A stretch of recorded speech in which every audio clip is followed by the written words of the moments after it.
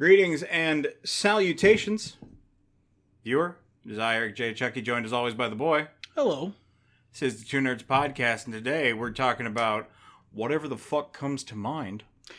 Yeah, this is a nice test for the new format, because for once, we don't really have a big centerpiece segment to go through. I think that about happened 2 weeks ago, but, it's even less somehow. So, what you been doing, bud? What's been crumping? It's so rare that you ask. How do I put this concisely? Nothing. I have been still working on getting through the... Guys, I'm so sorry I was so tired last week. The Dark Tournament arc of Yu Yu Hakusho. We'll report more on that when I get through it. You know, see the whole story before... Yeah, that's fair. And I've been playing Tomodachi Life, and I have been scraping myself bodily through my own life by my fingernails. Nothing terrible has happened. Knock gently on wood so I don't disturb the mic. But, man, my brain is holding down the regular brakes and has also pulled up the little make the car smell funny emergency brake. Mm-hmm. And that's where we're sitting. How about you, man? What's been crumping with you? Oh, nothing. I recently started book 4 of Dungeon Crawler Carl. I experienced those as an audiobook because that's how I did the first one, and, well, Audible's got me their hooks in me now, and I really enjoy them, so we're continuing with the audiobooks. The Audible versions, I understand there's another website that does like a full cast version with sound effects and shit. Not that one. It's really good. It's still really fun. The series is an excellent example of a genre I like, which is lit RPGs. And it's fun. It's irreverent. I'm still having a great time with it. I don't know that I'm going to keep going. I try and just let every book... I'm not locked in. I'm not considering myself on the hook for this whole series. But so far, every book has got my buy-in for the next one by the time I finished it. So, good job there. Other than that, it's all a bunch of real-life adult shit that's depressing to talk about on the podcast, so... I mean, not necessarily. We don't have to go into details, but, there have been ups and downs in life. It's not like we're over here just under the thumb of the world. This has been a positive week. And you and I also, you started joining me in my Minecraft world, helping me gather wood for a massive bridge project. Yeah, I've just been a little Minecraft lumberjack. It's nice. Yeah. It's relaxing. Until the, whatever's wrong with my hands flares up. I feel very young to call it arthritis, but, I can spend a good few hours just sort of whiling away the time, looking out at Minecraft nature, cutting down trees. Speaking of adult stuff, you say you feel a little young to call it arthritis, but we really are. We're in the middle and you're toward the younger end of it, but we're in the first generation that grew up with personal home computers as the norm. So we're kind of the case study on when that flares up with people who grew up in that scenario. I've been using computers for most of my life since I was a teenager, and I'm a middle-aged man. So yeah, sometimes my joints and my hands, bad. Same thing with video games. I've been going through this, but I keep seeing a bunch of people who've been doing video essays and short-form content and the like on it.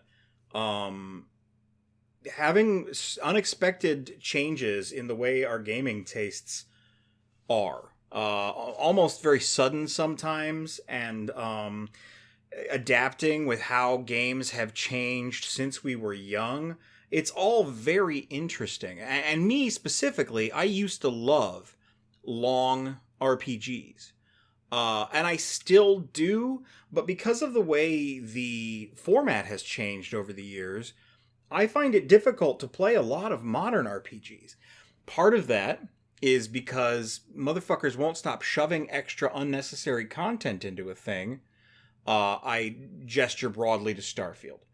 Part of that is because what used to be something we read quickly or maybe said out loud in some sort of amateur, Twitch Let's Play before that was a thing, voice acting, we now have fully directed scenes that take a long time.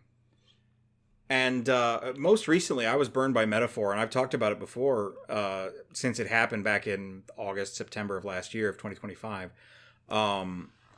Having that game go from 2 hours of cutscenes, and I'm not even joking about that, to however many hours of actual gameplay, back and forth. Sometimes it felt like I would go to play my game, and instead the game went, you will be watching a TV show tonight. It's gotten that's only gotten worse as time has gone. But none of this is new. None of these complaints are novel. You walk the path of titans of the gaming commentary industry before you. Sure, yeah, but it's been within the last 10 years or so. John Bain, Total Biscuit, had almost this exact same character arc where he went from loving big, long, expansive open worlds to just wanting a crafted story that takes maybe 30 hours to complete and doesn't waste a whole lot of his time on unnecessary bullshit. Well, and John Bain, better known to the broader internet as Total Biscuit. Fun fact, I'll keep bringing this up until people buy my game. Wizards and Whites uses a training bonus as a standard leveled addition to your character's abilities if they are trained with whatever weapon or skill. It shortens to TB. That is intentional. He also played a lot of those open world games for work. True. So, and I remember him talking about this. I'm not disagreeing with you. I'm saying yes and. They wore on him sooner. And you get that with a lot of game journalists because they're playing these massive 60-plus hour open world, infinite Radiant Quest missions situations. And you're like, I don't need that much content in my content. I do this for a living. I do have a deadline. Please shut the fuck up. Yeah. Whereas, and I got through 4 last year. I finished and did the most of Dragon Age Veilguard. I did Expedition 33. I did Avowed. And I did... oh, gosh, there was another one I could have sworn. I always forget one, and I keep moving around which one I forget. But there was a fourth one. And I made it... Really, the only thing I didn't do in Metaphor was the final dungeon. That's all. It's the story of me in Final Fantasy X. Whereas by contrast, I think in the last couple of years I've played the tutorial of Avowed, essentially, and the tutorial of Dragon Age Veilguard, essentially. Like a little past in both instances, but not very much. In terms of gaming, I mean, I don't perceive myself as having this problem with longer cutscenes that you have mentioned previously, but it's perhaps even more thorough than yours because I simply do not play those games. Yeah. I simply don't play them at all. I play Diablo 2 again. Well, and that's part of why I've been on such a strong Marvel Rivals kick is because I don't have to, strap in. I can just sit down and play the game. Yeah, get a couple rounds in, bounce. Which you would think would mean I'd be better suited to playing the platformers I grew up loving. Something about those is not hitting for me right anymore. I can't put my finger on what. It's not as obvious as RPGs. I'll get back to you if I ever figure it out. But, yet we still persist. We play the Minecraft, we play the Diablo, we play WWE or what have you. Hey, man, I'm a middle-aged man-child. I don't got no kids. I don't got no big, responsible for another human's life responsibilities. I'm gonna play video games till, something takes me. You a man-child? You pulling that Sabrina Carpentussy? No, you'd have found out. My man. The internet would not have found out, but you would have found out. Goodness, I have some inappropriate things that I'm inclined to ask, but instead of that, hey, before we move on into the rest of the podcast, it would be cool if you head to the link tree in the description, visit us on Discord, chit-chat with us. Most of what we talk about is wrestling, but you could be the reason we talk about other stuff, because we love other stuff. It's just that our Discord right now is wrestling skewed. And we like those people, too. If you want to come talk about wrestling. Yeah, if you want to come talk about wrestling, awesome. If you don't want to talk to us and you want to talk to the people on the Discord about wrestling, that's great too. That's fine. We welcome all comers. So long as you're not a douche. there are my books. The Colt Regan series is urban fantasy. There's like 7 of them. The Red Company will be a series once I finish a second book in it. But the first one is there. You can get started. It is a cozy isekai lit RPG thing. Good. Stop talking. So many nouns. And we've got a Patreon, of course, where you can lend your support starting at $1. You get gameplay episodes a week early. $5, you get violent profiles a month early. Above and beyond that, you can suggest podcast topics for us, video games for us to play. You get other access to other things. My TTRPGs, Gialopunk, which is goes hand in hand with the Colt Regan books, and Wizards and Whites, which is a fantasy RPG. If you don't like Wizards of the Coast anymore, come visit me. Sideshow Cecil. I said it bad and wrong, and that's on the internet forever now because I'm not editing that part out. Like, comment, subscribe. We all say it, the YouTube people. It helps. If you think this podcast is cool, you think we're cool, share it around with your friends.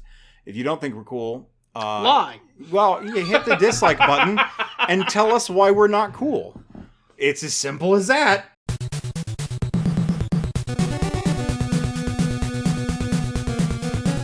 Moving swiftly along to something that will move swiftly along, we have 2 whole nerd news stories today. Perhaps a third. Maybe, we'll see. Maybe, we'll see. First of all, Tubi, the free internet streaming TV service, is where I watch Barney Miller, is getting a Scooby-Doo anime.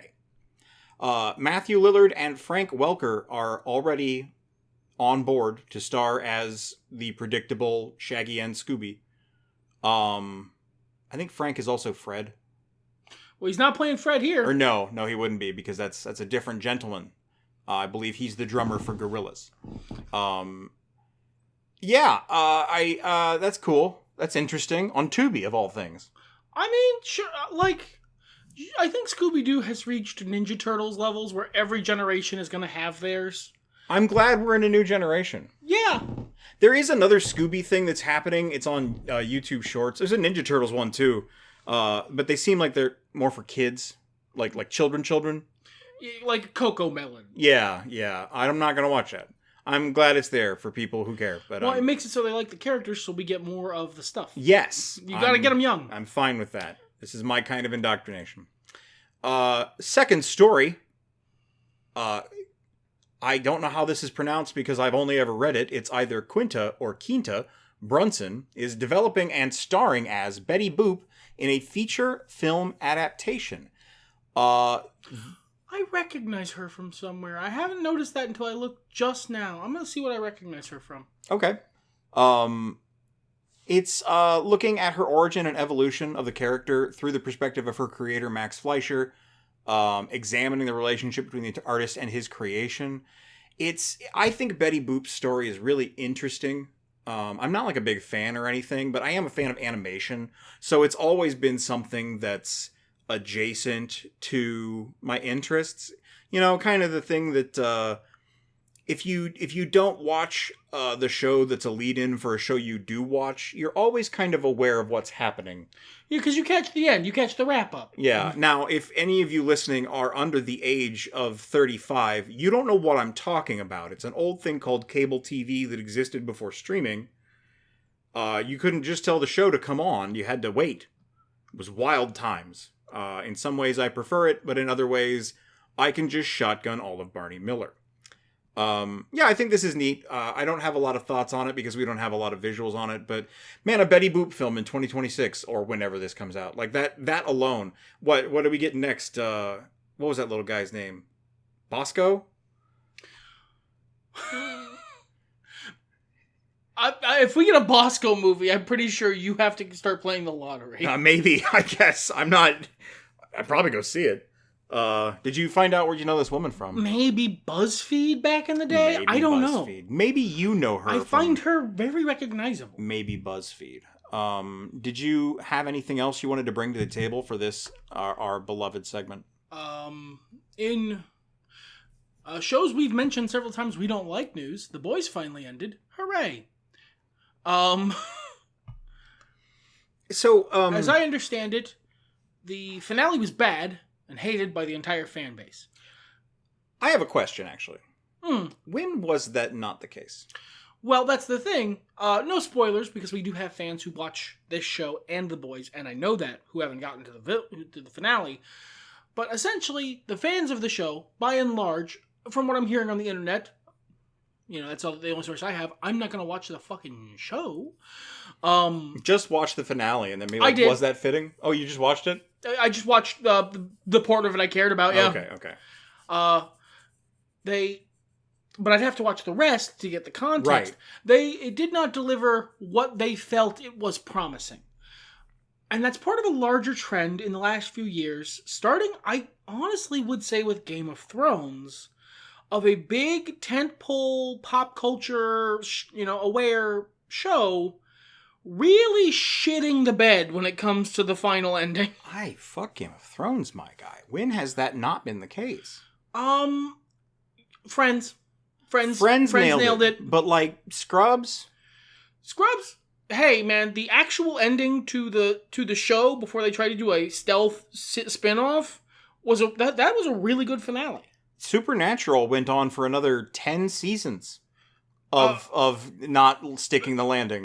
Famously the ending to that is not liked. But I will not be giving spoilers to that here. No, because I don't have that. They recast Geralt, and The Witcher went to poo-poo. The Witcher is actually one of the things I was thinking of as an example, along with The Walking Dead, and yes, that, and Stranger Things. Sure, yeah, and like I think it is more exceptional to not shit the bed. How I Met Your Mother, if I didn't say that already. Oh, How I Met Your Mother, actually, yeah, and that would predate Game of Thrones. Oh yeah. So I don't know that is the only thing I could think of that would be something we'd want to talk about related to nerd stuff. That would be just not ending this segment right here. Why do we think it's so difficult for creatives in the television space to land the plane? Well, so there's a broad answer, but I don't know how applicable it is to most of the scenarios we've mentioned. The broad answer is, once you've built up so much hype, so much expectation, it's Mass Effect 3, and that's something we can talk about more safely. This is a video game, not TV show, but it does have a similar course charted. And also we have something interesting to say on the subject, because famously, if you're a fan of this show, we both like the ending to Mass Effect 3, and that's not the popular consensus. No, and I can see what some people were upset about, but they sure were taking a tagline in an ad literally. It's one of those things where Side note, I think that's what happened with The Boys too. But the ending to Mass Effect 3, anyone who didn't expect the ending that actually happened, I want to be you. I want to be that hopeful. It was always going to be what they gave us. Yeah. Anything more than that would have been astonishing to me. Yeah, but like, so that's the broad sense, right? I think Mass Effect is the best example that I know of personally of this just didn't please all the people all the time, and that's how things are. And so there was a riot about it. Yeah, maybe it's that all the people who like the ending to Game of Thrones simply don't talk about it. I presume because they're very busy eating paste. Well, and that's the thing, though. Why didn't Game of Thrones land? Because the guys running the show really wanted to go do a Star Wars show and stopped trying. But, why didn't Stranger Things land? I don't know. I'm not close enough to the Stranger Things. Well, I think it's actually because the guys who were running the show didn't want to do the show anymore and were clad on for like 3 more seasons than was fully necessary. Oh, yeah. The ending to season 2 of Stranger Things is perfect. No. Stranger Things was supposed to be more like American Horror Story. Oh, that's unfortunate. Yeah, and then everyone fell in love with the cast, and they were like, well, we're doing this now. So it's just... And, what was the other thing I was going to mention? How I Met Your Mother. They had decided the end of that show back when they started the show. And then they just ignored all the intervening character development. They chose the wrong, they drank from the wrong chalice, as it were. It feels like, even though you have that broad answer, a lot of times it's a specific answer. An example, this is not a show I've watched, but or 2 shows I've watched, but I have 2 examples of endings that the fan base of the show like. that I'm aware the fan base of the show liked quite a bit. And that's The Good Place and Parks and Rec. The fan bases of those shows like those endings quite a bit. Okay. Is it because I'm trying to find a pattern here because it seemed at the very least maybe this is just maybe selection bias, is me hearing who's talking, but it seems like it's become more of a problem in recent years because you didn't used to hear about this even, and I'm not talking about, well, there didn't used to be the internet. You didn't used to hear about this even after we had the internet. I don't know, man. I think what has happened is because of the streaming era, we have more eyes on those prestige shows. I was younger at the time, and again, the internet wasn't the same beast it was. This is pre-social media, but of course social media has helped this. I knew people were watching Sex and the City and Weeds and The Sopranos and the like, but it was like any other show, not a cultural phenomenon. Sopranos, I understand that's very split. I don't know. No one who's ever watched Weeds has ever given me an opinion that I've heard about the finale. It seemed to have just petered off. Everyone hated the finale of Dexter. Yes, that is true. Everyone did hate the finale of Dexter, and now they've forgiven it because it has led to several sequel series that they all seem to like. As I understand, yeah, they're all pretty good. Some less than others, but yeah, I don't think it's any one thing, and I don't think it's that new. I think it's just recently enough, within the last, say, 12 years, that this has become a phenomenon in the way that... It's become something that people have noticed enough to see a pattern in. Yeah. Honestly, when we started watching Game of Thrones and The Walking Dead, I think was when the internet was primed to have this kind of reaction, and just those shows didn't end until later. You know what? That's fair. That is totally fair. I feel like it's just a whole bunch of really easy calls that get called wrong, and I don't understand why. I assume there's a good reason. I don't imagine, several hundred people all get together and decide to make a stinker.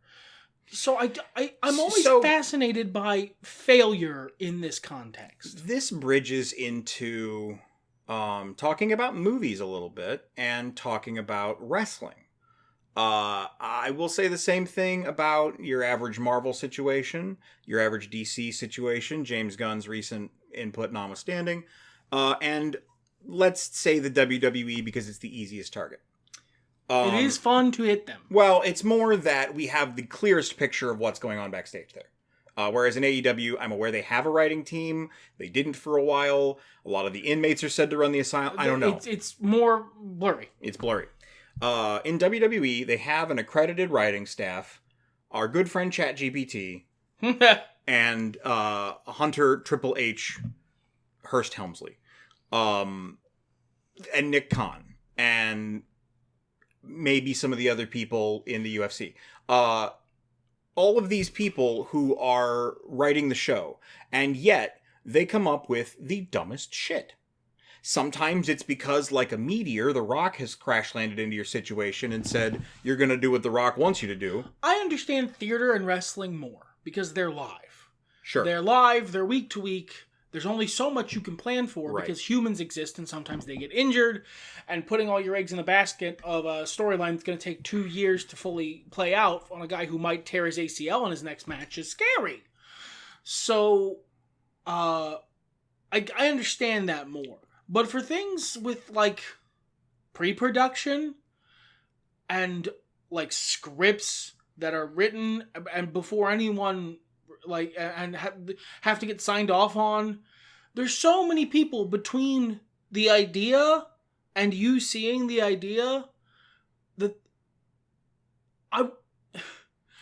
what happened? Well, so there's basically two things that happen, and I think it's the same things that happen in WWE, as I was kind of leading to, but I was rambling about it. The two scenarios are one guy surrounded by toadies or too many cooks. Too many cooks make sense to me. One guy surrounded by toadies makes sense to me in certain contexts. Certain auteur television and filmmakers are given a level of respect. So even if they're not auteurs, even if they're in the world we live in now, where this person is the showrunner, the head of creative for that particular franchise, what have you, you might feel like your job depends on going, yes, ma'am, this is a great plot for a Star Wars film. Yeah, maybe. Now, I'm not saying that's the case. I'm not even saying they're right. But, like, desperate people make stupid decisions. And making a television show is a very high-stress environment. It is. There's a lot of investors. There's a lot of, different people giving their input. I'm not here to bag on these people too hard. I've never made a television show. Right. You're just observing that it's interesting that so many shows can't seem to, as you put it, land the plane. And I think they're, first of all, it's like that one Super Nintendo game where landing the plane was the hardest thing. I want to say it's like a Top Gun or something. And secondly, you have 3 different people screaming at you in your headset about the right way to land a plane. That's gotta be frustrating. Yeah. It's like, why didn't you land the plane, Michael Cole, trying to land the plane on, Hulk Hogan? Yeah, that's fair. Yeah. Any other TV thoughts, nerd news thoughts while we're sitting here? Kind of a light week, like we said. No, not really.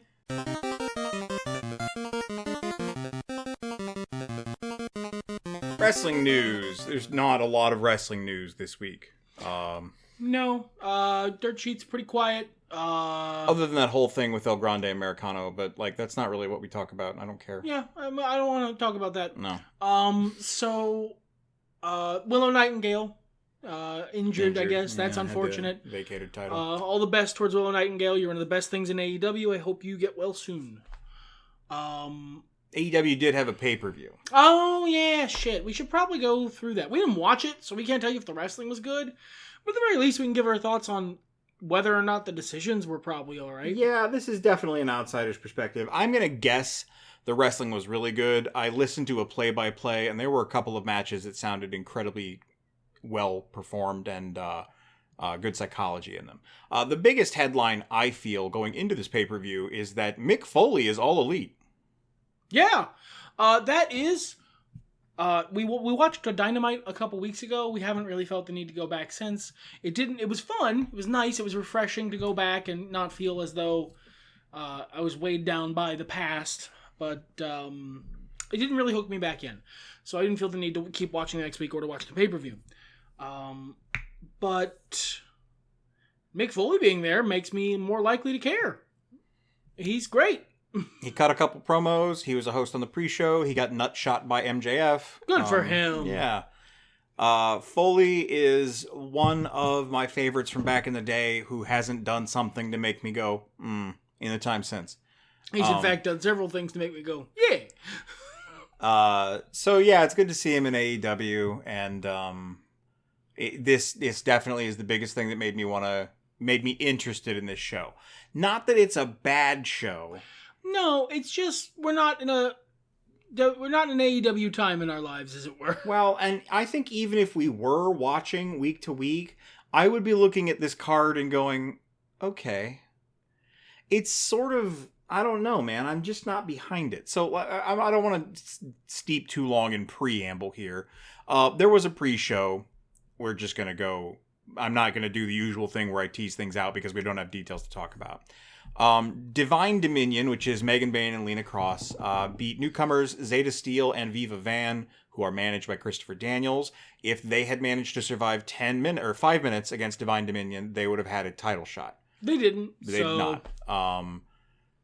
The Death Riders, that is to say Claudio, Daniel Garcia, and Wheeler Yuta, beat the Ops, which is Anthony Bowens, Hook, and Katsuyori Shibata, in a non-titled trios match. I think maybe they're feuding.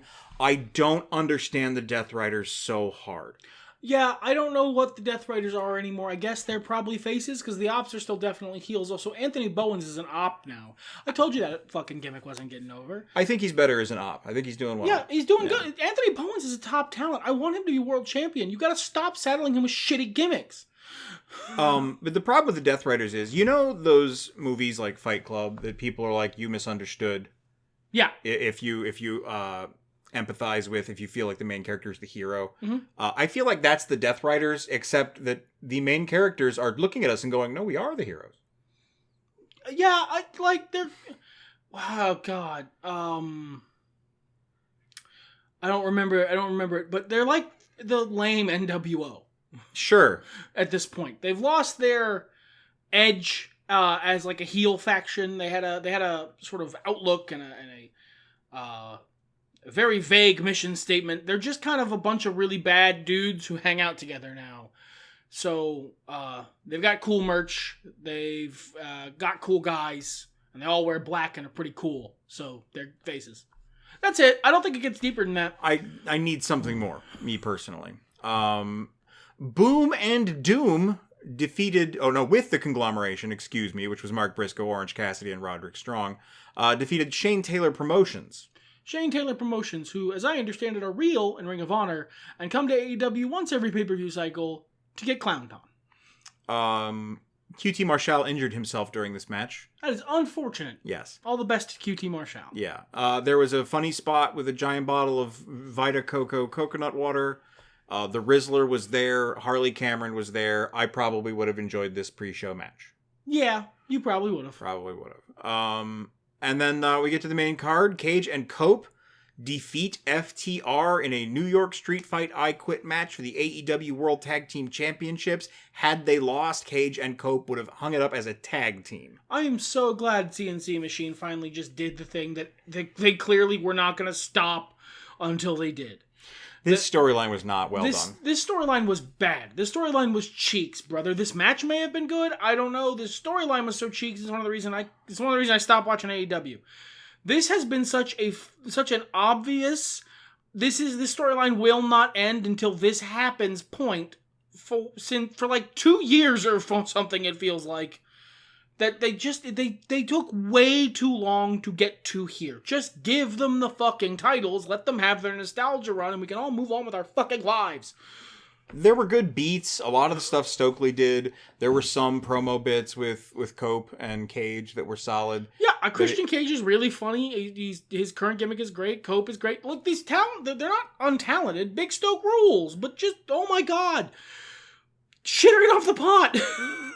Well, they have shat. And this was actually one of the matches that I heard a play-by-play on that I thought sounded really well wrestled. Really technically sound, really psychologically sound, and it really honored a lot of the beats of their feud. That makes sense. They're, two of the best guys to ever do it at FTR, who are, I mean, really, I'm not like super big fans of them personally, but they have to be in contention for greatest tag team of all time. I feel like it'd be unfair to not have them in that list. Sure. We had the other match I heard that was pretty good. Konosuke Takeshita beat Kazuchika Okada for the International Championship. Nice, that finally happened. Yeah. Also, that's been not. It doesn't feel like it has been as long as the previous thing, but that also took too long. Yeah. I kind of wanted to see the payoff of that, but like not for $50 and 6 hours of television. Afterward, Kyle Fletcher returned from injury and turned on Takeshita, I think. Yeah, that would make sense. Because Okada's probably going to still be in the Don Callis family, and Takeshita's probably leaving it as part of a face turn. Athena subbed for Willow Nightingale in the Owen Hart tournament and beat Mina Shirakawa to progress. Willow is one of the really easy picks for who's going to win that tournament, so I'm really sad Willow's injured, but it does make the tournament more unknown. And that can be, silver linings. Will Ospreay also progressed in the tournament. I've skipped a match here. I'll go back to it. I'm sorry. By beating Samoa Joe, which sounded like a good match, other than that he needs a new finisher. So, as I understood, it took like 4 Hidden Blades. 4 or 5. I lost count. So, the Hidden Blade's a great finish. It's perfect. It's safe as houses, and he can hit anybody with it, and it looks like he murders them. They look like they have permanent CTE. It's an amazing finish. It's excellent. The problem is it's developing crossroads syndrome, where it's so cool that you want to hit it more and more and more, and thus make it, as Claudio Castagnoli once famously pointed out, it just makes your finish look like shit. Yeah, you're basically devaluing your move. You're making it look weak. I agree with you. I think if they just had it work, like, I don't know, a round is protected, maybe not as much as Jericho's back fist, we could be fine with this. But you shouldn't have to do it 4 times. The Judas effect was one of the most protected moves in pro wrestling for a long time. It was, yeah. is a spinning back elbow that killed everybody. I don't think everybody needs to be Baron Corbin about it. I think Baron Corbin should have been a little more Baron Corbin about it at the end. That's kind of sad. But if you do your finisher 19 times in a match, that's called a regular move now. Yep. The match I skipped was Jon Moxley beat Kyle O'Reilly by submission for the Continental Championship, to retain it, that is to say. No time limits on that one. Because of the feud they've been having this whole time. And there you go, the end cap to the feud. The evil heel Kyle O'Reilly, who kept defeating the shining beacon of hope that was Jon Moxley in non-title contests, finally got battled back by the hero Jon Moxley. I mean, I don't imagine it was even that. Like, I get the joke, but genuinely, this was just Mox getting his win back for putting Kyle over a few times. Yeah, This is very simple wrestling booking. Like, this is old school guy wrestling booking. Yeah, this I will say a more plain version. Either I don't understand this, or I do and it's boring. I mean, even in your lens, it just means the heel went over. Sometimes it happens. But he's not the heel. He's a heel who people cheer. Because he hasn't changed much. He's just a heel who people cheer. And they just decided to cheer him. I still am so mad about He's this. Mr. AEW in a lot of ways. Now that Hangman has voluntarily vacated his seat for reasons unknown to any science. I mean, he's been gone since. So. Yeah. Jon Moxley is pretty much Mr. AEW. He's one of the first big names. He's one of the 10 poles. He carries the company on his fucking back when they're in the shit. I wish it was a different, cooler guy. That's all. He can even still be Jon Moxley. Just be less whatever I see on the screen all the time, man. What a dude who lives to disappoint me. Swerve Strickland goes over Bandito in the men's Owen Hart Cup. Yeah, Swerve's one of the people who's going to go far in this. Will's winning it. Yeah. Will's obviously winning. Not only, this is one of those, Will Ospreay, it's predictable that he's going to win the Owen, but any other result is stupid. This kind of should have happened last year, honestly. So, Will Ospreay should win the Owen, should go to Wembley, and should win the title. Any other series of events is dumb. Tekla retains her title against Hikaru Shida, Jamie Hayter, and Chris Statlander in a 4-way match. That's the AEW Women's World Championship. Recently on our Discord, we were shared a story that makes me like Tekla a whole lot more and understand her a whole lot more. Apparently, she curses like a fucking sailor all the time in multiple languages because she knows many and loves curse words in all of them. And that's why her promos are so weird and stilted. It's not because she can't promo, it's because she keeps wanting to say fuck. She gets it out of her system by saying bitch. Or toxic. Yeah. We had a Stadium Stampede match that sounded like a goof. Luchasaurus was there in a pretty blonde wig. A guy got hit by a bus. That was Jericho, the Hurt Syndicate, and the Elite against the Demand, the Don Callis family, and the Dogs. Jericho being a face also, and the Hurt Syndicate being faces also very confusing. The Hurt Syndicate is... The Hurt Syndicate have the exact same arc as the Death Riders. I just get it. You just get it because you think they're cool. Right. Whereas you don't think the Death Riders are cool. But crucially, it's the same picture.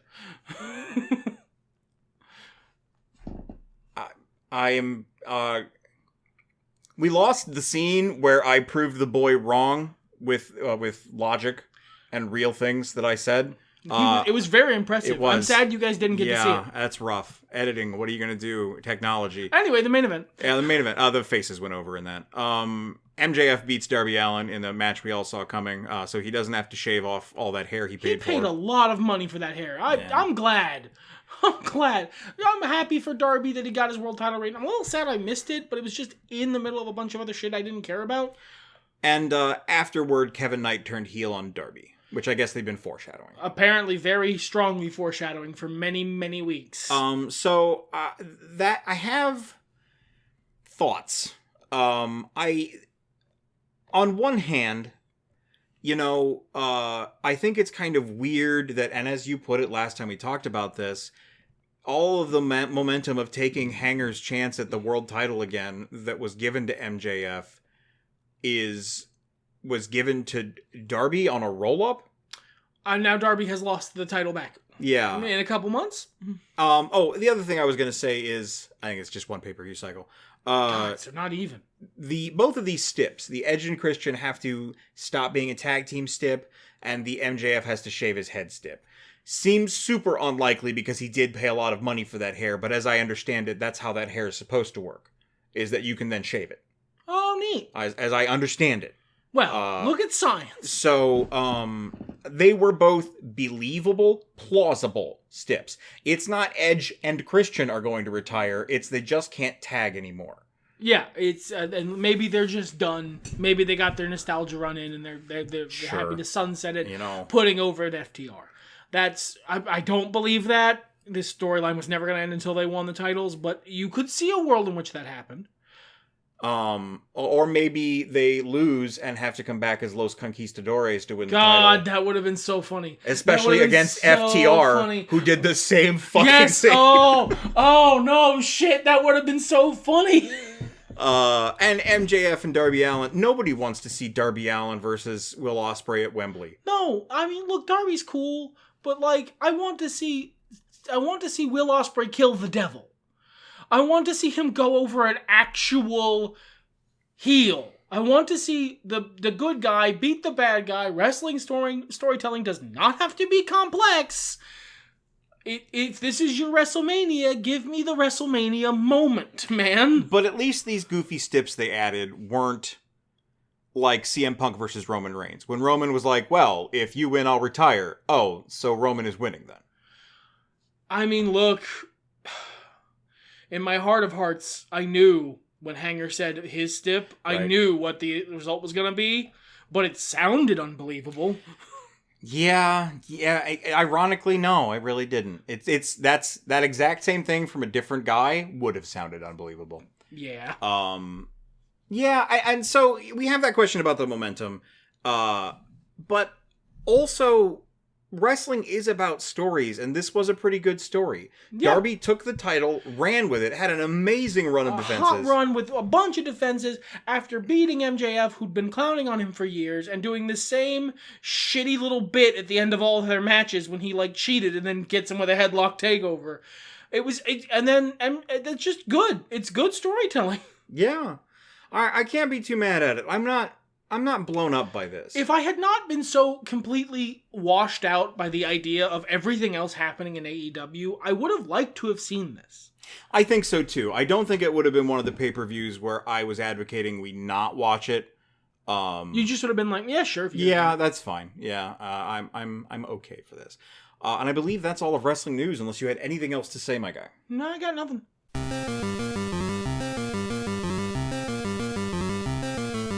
It's bail fraud. Yep. Wrapping up with a little bit of crime just to get you through your week. Just a touch. Question from an actual fan, or an actual person on our actual Discord who's actually cool. Destrucity KTL.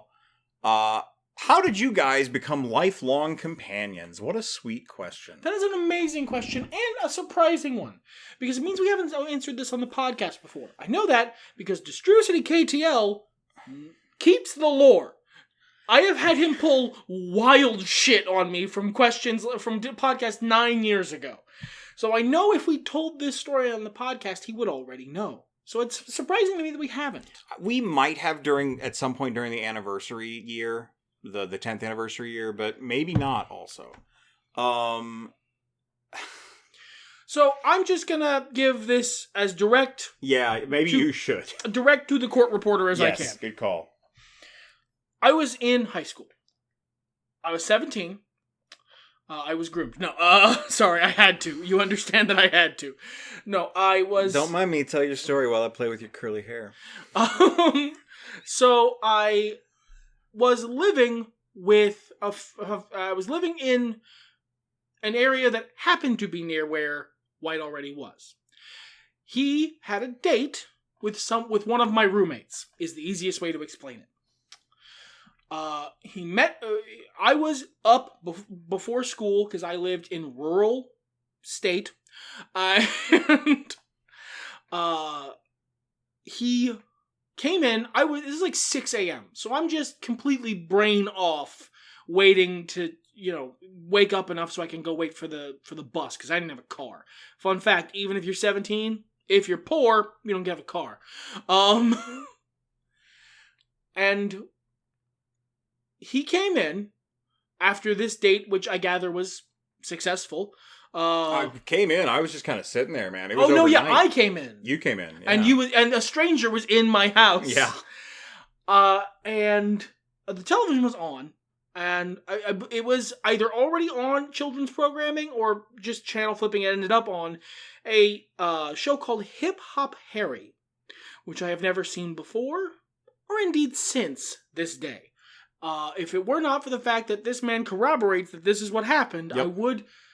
I would assume that I was misremembering. Hip Hop Harry was... I might break my usual editing rules about the mailbag and put a picture of Hip Hop Harry up on the screen for the duration. We'll see. It was a weird show.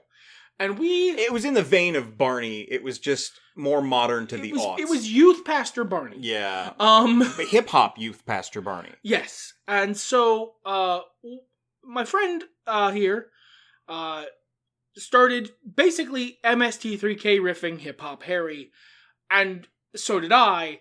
And this immediate lasering in with this complete stranger on roasting this children's program bonded us as instant bros.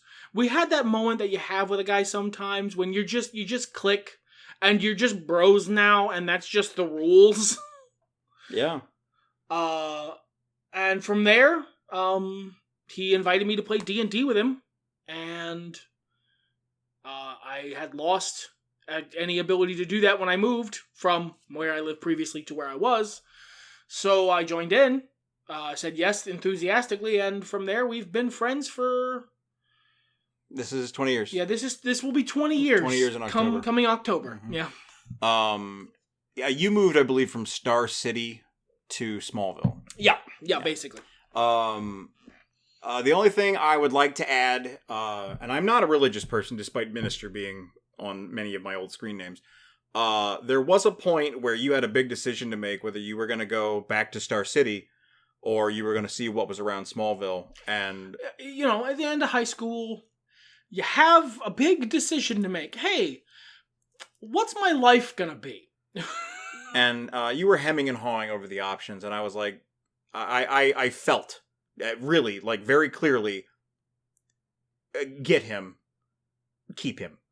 And here we've been ever since. He invited me to move in with him and his lady friend, and got me my first job. And yeah. Yeah, we're bros. We're life partners in the non-sexual sense. Every time we touch, it's uncomfortable for both of us. I don't like being touched. I don't like touching him. And I think it's just because you made it so clear so very early on that you don't like being touched. Pretty much, to use a term I do not typically use for myself on the internet, pretty much once I got comfortable with you enough to stop masking as like a regular bro, I made it really clear that I don't actually like being touched. Yeah, which I was fine with. But I think I just made it too powerful, and now it feels bad because I've broken the rule.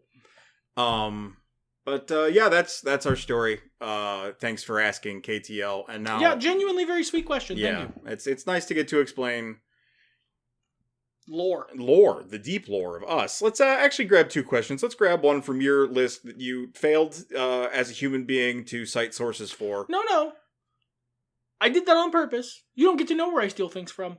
I'm a good criminal. How are they supposed to trace you and catch you? They're not. I'm not the Riddler. Figure it out. After all these years, I'm telling him. I'm telling Nigma on you. Good. All right. This is one of the anonymous movie and TV questions here. Here's a really easy one for me. Are awards, like Best Picture, meaningful to you? Fuck no. Yeah, no. There's something mildly interesting to chat about at like a water cooler tier level of conversation, but for like 3 minutes. Not even for me. I don't want to have that conversation. It's I'm on one hand happy for the creators that they get recognized for their efforts. That's awesome. It might make me think that a picture is of a certain quality, even if it's not guaranteed to be good, much like the tomatometer. It's the Nintendo seal of approval. It's not that bad. They slapped that shit. I was notably going to get that as a tattoo on my ass because of how little that seal of approval, that seal of quality meant. But I don't, it's bullshit. It's all bullshit. I'm happy for anyone who it's important to them and they got one and they feel good about it. I'm happy for you. But genuinely, it's never...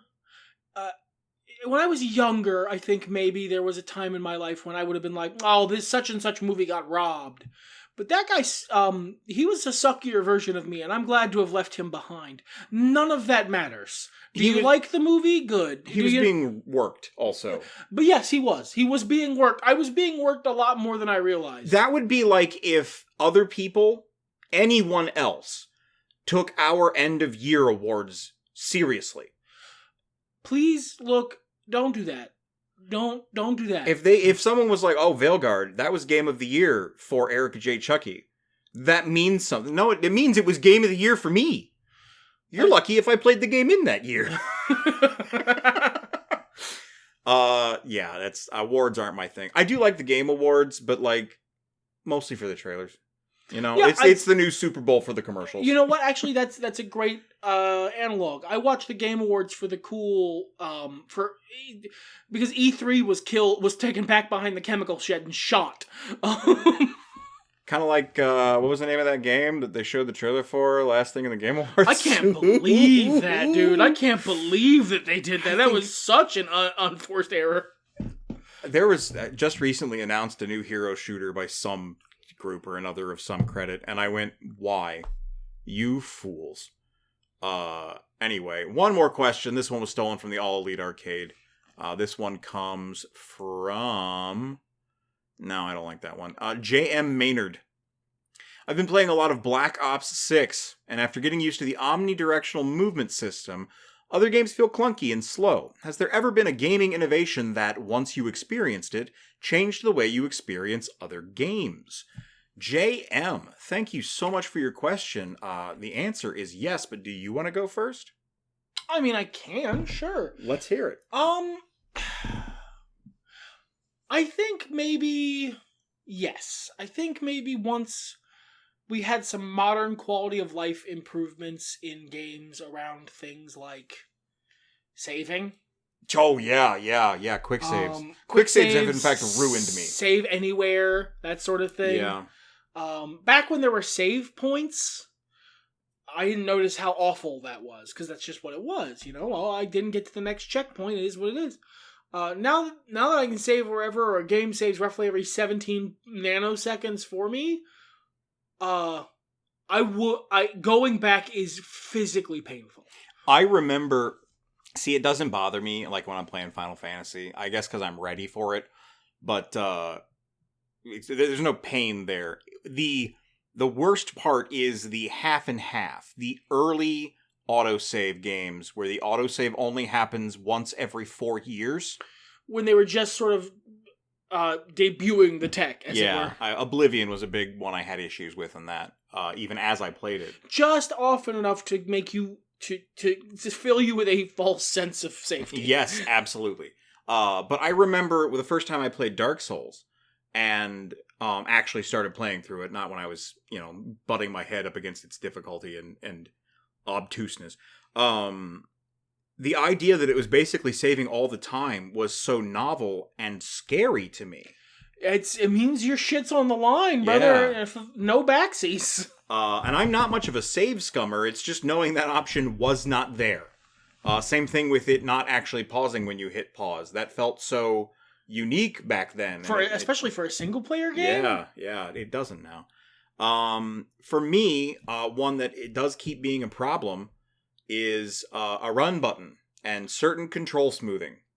Especially for like a Bethesda game. Yep. You can't go back to the ones where you can't run anymore because it feels like you're over encumbered at all times. The other day, I was playing Minecraft, and what would have been to an outside observer a comical series of events, to me was the deepest of tragedies. I died like 11, 12 times in a row. Like, we're talking rapid succession. I lost almost all of my inventory. A bunch of stuff that I really thought was nice. Most importantly, my food. And as we said at the top of the show, I'm building a really long, like several thousand blocks long bridge. And I had to walk back.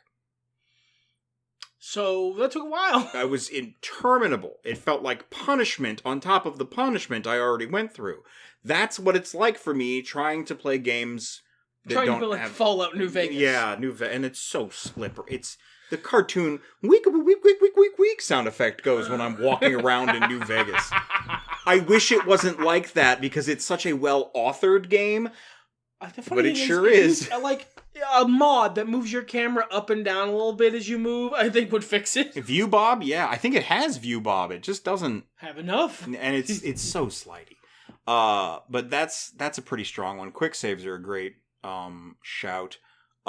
Save anywhere is also really good. That's a convenience I really appreciate, even if it doesn't bother me.